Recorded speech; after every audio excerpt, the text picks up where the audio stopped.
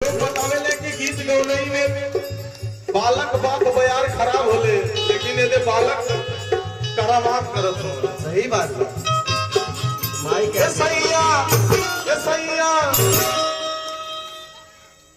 ये सैया कितनो मनैबा मानव नहीं बात में अचुनरी चढ़ी दरबार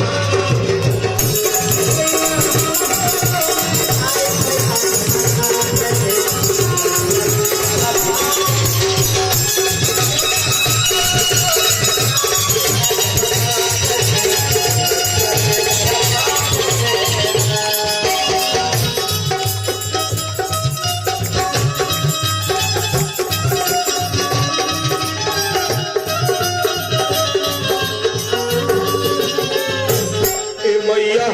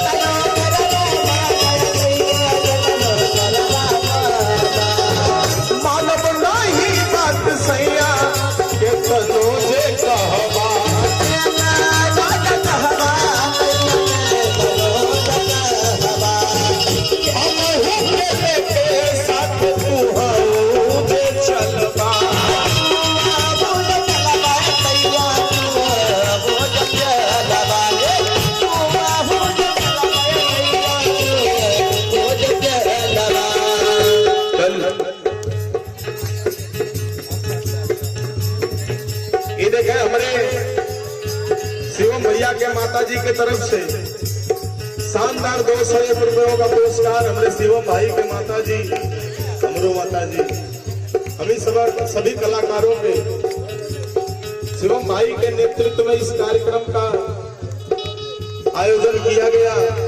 माता जी के तरफ से शानदार 200 रुपयों का पुरस्कार, तनी जोरदार ताली से स्वागत हो।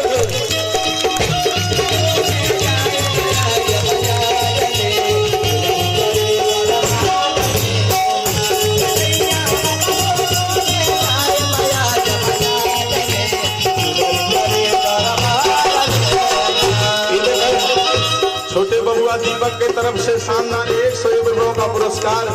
ये बाबू बदे जोरदार ताली से स्वागत है। माता गाय बजा खुजली हो लगी।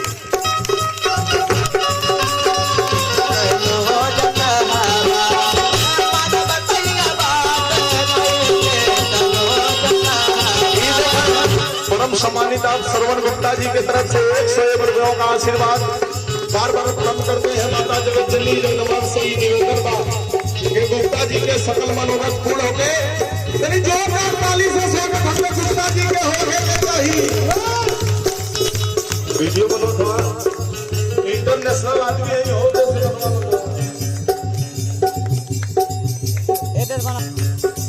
लेके नरियल फूल सफारी जय मैया जी के दुआरी में